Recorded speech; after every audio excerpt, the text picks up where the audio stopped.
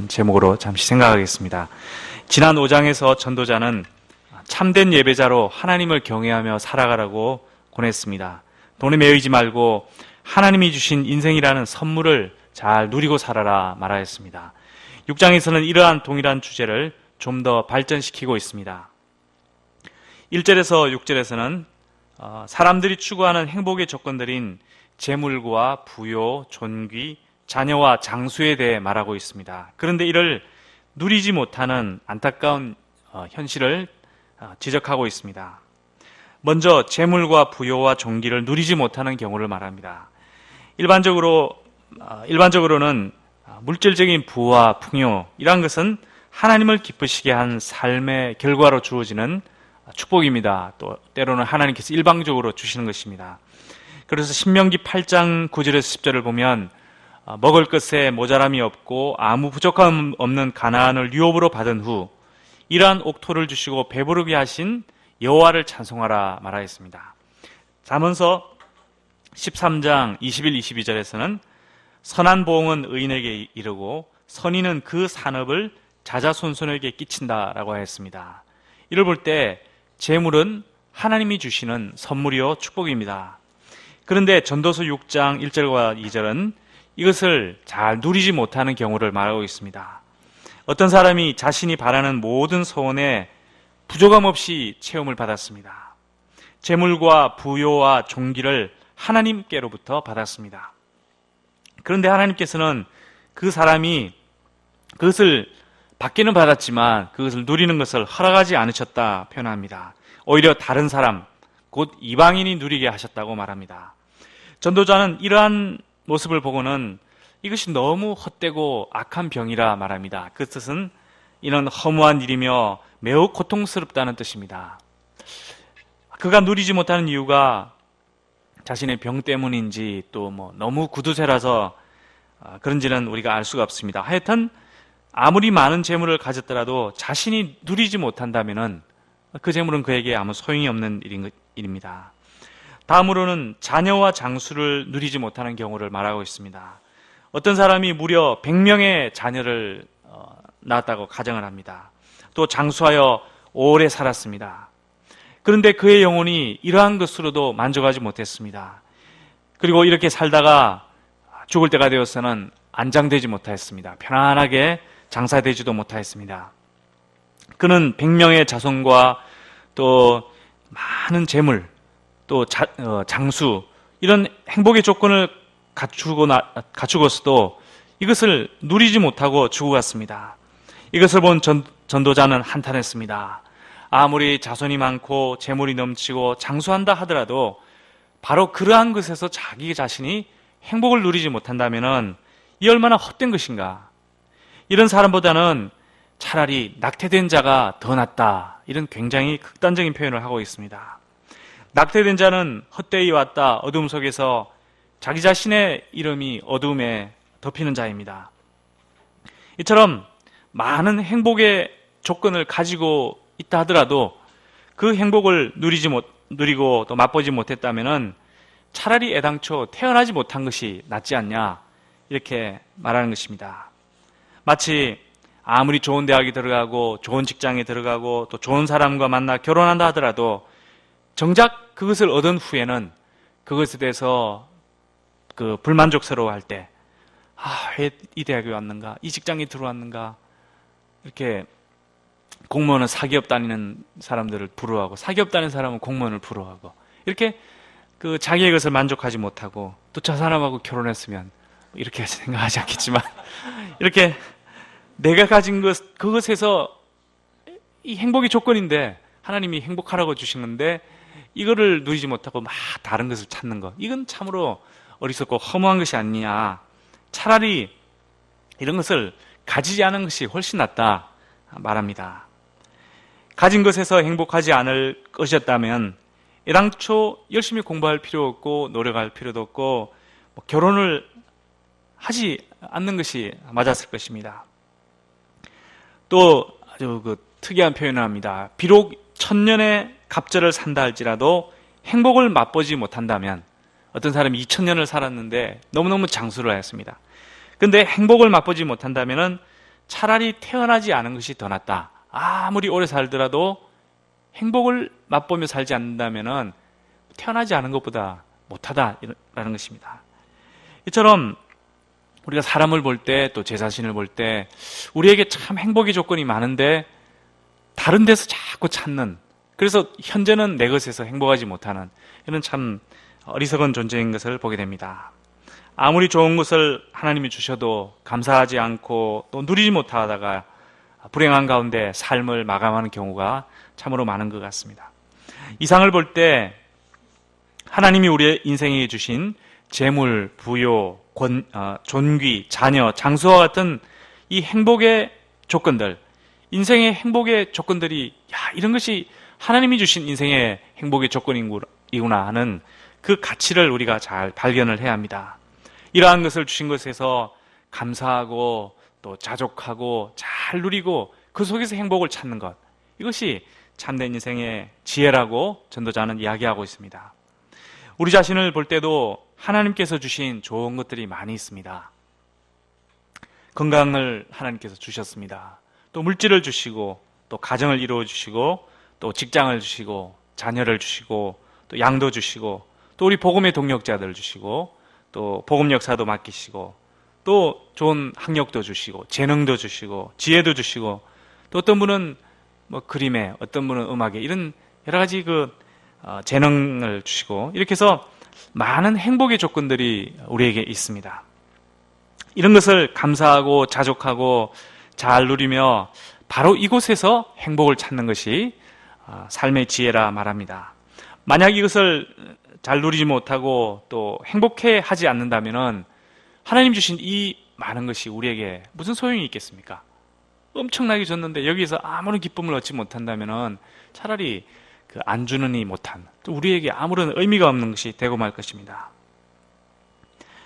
캠퍼스 양들 가운데 명문대 좋은 학과에 입학하고도 만족하지 못하고 이렇게 삶이 망가지는 경우들을 우리가 종종 보았습니다. 특히 이렇게 만족하지 못하고 게임에 깊이 빠져가지고 소일하다가 제적을 당하는 경우, 그래서 좋은 의대를 들어왔는데도 그렇게 되는 경우를 제가 본 것만 해도 2케이스인데 너무너무 안타까웠습니다. 우리도 내가 가진 것에 감사하고 우리가 이것을 잘 누리지 못한다면 어디에서 우리가 누리겠습니까? 내가 지금 가진 것에 만족을 못하면 적어 주십시오 해서 하나님 주셨는데 받는 순간 만족하지 않고 또 다른 걸 찾고 끊임없이 이렇게 산다는 것은 너무나 어리석은 삶이 될 것입니다. 남과 비교하고 불평도하고 불만족하고 행복하게 살아가지 못하는 이럴 때가 종종 우리에게 있는 것 같습니다. 물질이 사실 하나님이 필요한 물질을 주셨는데 물질이 더 많았으면 이런 욕심이 사실 우리에게 있습니다. 또 좋은 직장을 주셨는데 더 좋은 직장, 더 좋은 직급, 이런 데만 자꾸 눈을 돌리기도 합니다. 그렇게 했더라면 내가 더 행복하지 않을까, 자꾸 이런 생각에 빠져들 때가 있습니다.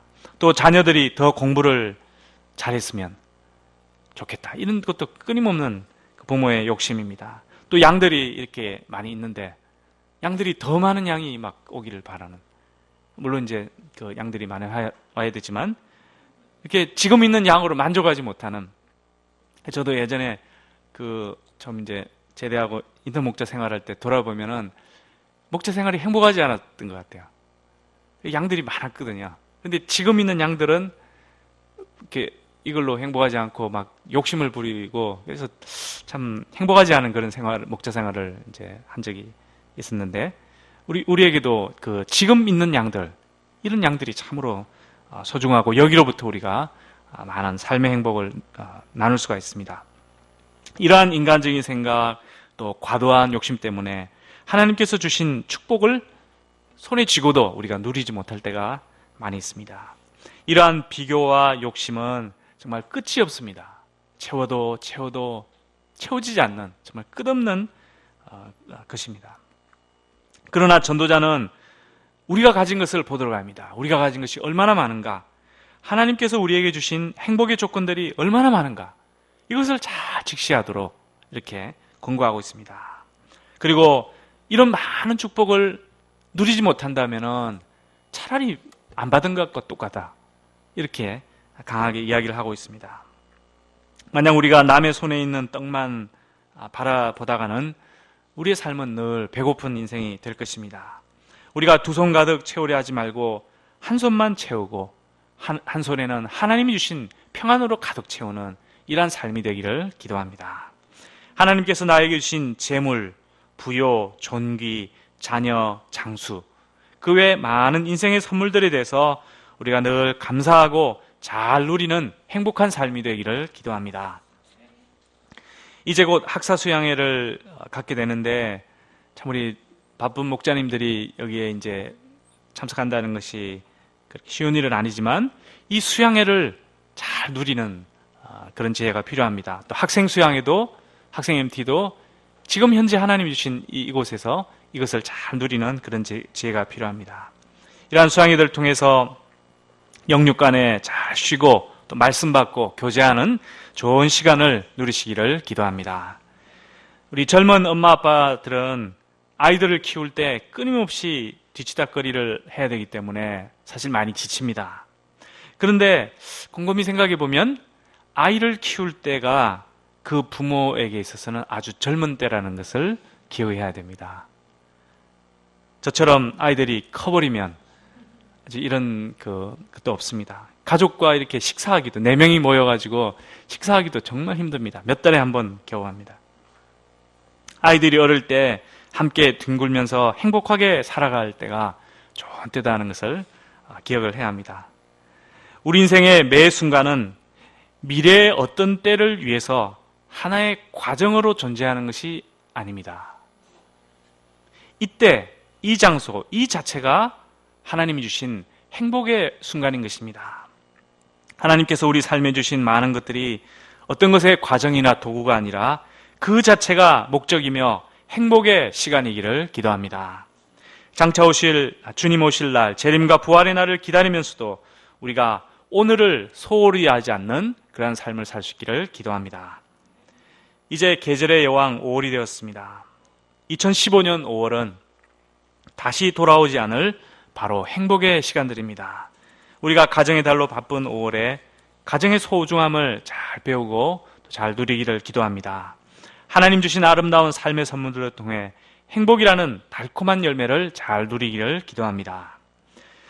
7에서 11절에서는 마지막까지는 물질적인 풍요 외에 다른 것들도 사람을 온전히 만족시키지 못한다 하면서 여러 가지를 열거합니다. 7절에 식욕이 그러합니다.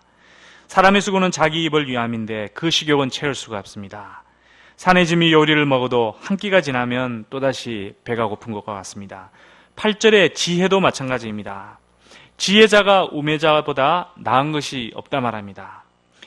물론 빛이 어두움보다 뛰어난 것처럼 지혜가 우매보다 뛰어나긴 합니다. 하지만 그 결국이 문제입니다. 지혜자나 우매자나 다 죽기 때문에 결국은 별 차이가 없는 것이 아닌가 전도서 2장에서 말을 하였습니다. 9절에 그 눈으로 보는 것도 마찬가지입니다. 사람들이 눈으로 많은 것을 봅니다. 이런 것이 마음으로 공상하는 것보다도 훨씬 낫습니다. 하지만 이것도 헛되어 바람을 잡는 것과 같다 말합니다. 눈으로 사람들이 다양한 볼거리를 즐기고 또 여행을 하며 각 나라를 구경합니다. 재미있는 영화를 봅니다. 그런데 그 순간뿐입니다. 이처럼 식욕과 지혜와 눈요기들을 통해 사람들이 만족을 얻으려 하지만 근본적으로 얻을 수 없고 욕망을 채우려 하지만 다 채울 수 없다 말합니다. 10절에서는 이름과 강한 자에 대해, 11절에서는 많은 일, 곧 많은 말에 대해서 이야기하고 있습니다. 이미 있는 것은 무엇이든지 오래전부터 그의 이름이 이미 불려졌다 이렇게 이야기합니다. 그래서 새롭다고 말할 수 없다는 것입니다. 오늘날 첨단 사회 속에서 인간의 가능성이 빛나고 있지만 사실은 이미 있던 것들입니다. 저는 어제 그 가족들과 영화 어벤져스 2를 봤는데 평가에 비해서 굉장히 재밌었습니다. 보니까 인간을 지배하려는 어떤 슈퍼 로봇 이것과의 싸움을 다루는데 가만 이 말씀 공부하면서 준비하면서 생각해 보니까 이미 창세기에 바벨탑 사건, 그때 하나님을 대적하는, 이게 하나님의 형상을 지원받은 인간이 하나님을 대적하는 그런 이야기가 이미 있었던 것을 보게 되었습니다. 10절 후반절에 보면 자기보다 강한 자라는 이런 이야기가 나오는데, 이것은 하나님을 가리킵니다. 사물의 본질을 나타내는 그 이름을 지어준다 하는 것은 대단한 고난입니다. 이것은 근본적으로 하나님만이 하실 수 있는 것입니다. 하나님은 사물을 창조하시고 이름, 곧 존재를 규정하시는 절대 주권자가 되십니다. 그래서 인간은 우리에게 이름을 지어주신 하나님, 우리보다 강한 분과 절대 다툴 수가 없는 것입니다. 11절은 헛된 일을 더하게 하는 많은 일, 곧 많은 일이라고 했지만 사실은 많은 말입니다. 이러한 많은 말들이 사람에게 아무 유익이 없다, 전도자는 말하고 있습니다. 말을 많이 할수록 삶의 허물을 불러일으킬 뿐이다, 이렇게 말합니다. 저는 말을 많이 하는 분, 정말 모르는 거 없이 참 지식이 많고 분석력이 뛰어나고 말을 잘하시는 분과 이야기를 여러 차례 나눠본 적이 있습니다. 그래서 처음에는 굉장히 신기하고 어떻게 저렇게 알 수 있을까, 이렇게 참 감탄을 많이 했는데 나중에 보니까 좀 그게 아니었습니다.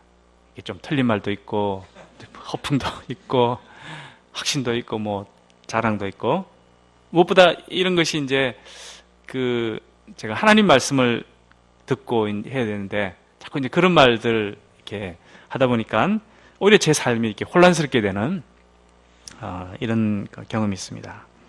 이럴 볼 때 말이 많다고, 말을 잘한다고 이렇게 결코 좋은 것은 아닌 것입니다. 마지막 12절은 그림자처럼 지나가는 짧고 덧없는 삶에 대해 정리를 하고 있습니다. 헛된 생명의 모든 날을 그림자같이 보내는 일평생에 사람에게 무엇이 낙인지 누가 알며 그 후에 해 아래서 무슨 일이 있을 것을 누가 능히 그에게 고하리요. 그림자 같은 일평생에 무엇이 낙인지, 무엇이 즐겁고 행복한 것인지 사람들은 모른다는 것입니다. 또 죽고 난 후에 무슨 일이 일어날지 그것을 알려줄 사람이 없다라는 것입니다. 오직 전능자 하나님만이 장차 오실 일을 아시고 그것을 결정하실 수 있는 분입니다. 이상 6장을 살펴볼 때 전도자는 여러 가지 인간사의 한계를 논하였습니다. 식욕이라든지 지혜라든지 또 눈욕이라든지 이름, 많은 말, 이러한 것들이 인간을 만족시킬 것 같지만 만족시키지 못한다, 그 한계에 대해서 말합니다.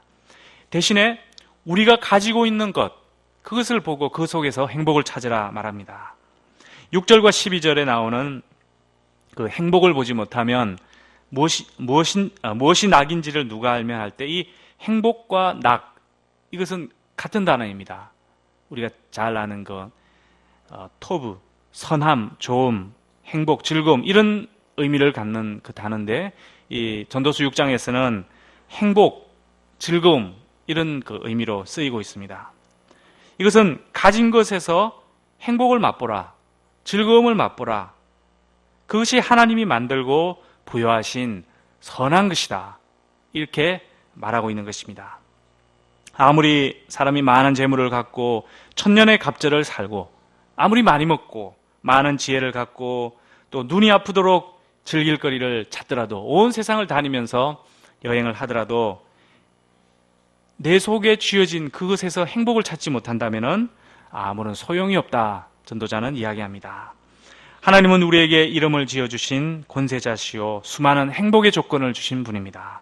이러한 행복의 조건들을 우리가 재발견하고 감사하고 자족할 수 있기를 기도합니다. 무엇보다 이러한 것들로 바로 지금 우리가 행복을 잘 누리는 그러한 삶이 되기를 기도합니다. 기도하겠습니다. 하나님 아버지, 우리에게 많은 행복의 조건들을 주심을 감사합니다.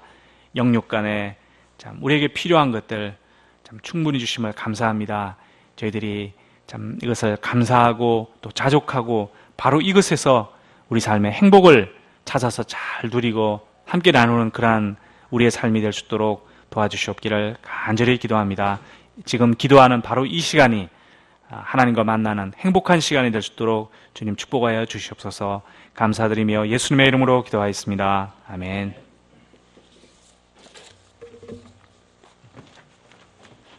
네, 말씀 감사합니다. 찬송가 482장 하나 부르겠습니다. 자, 482장.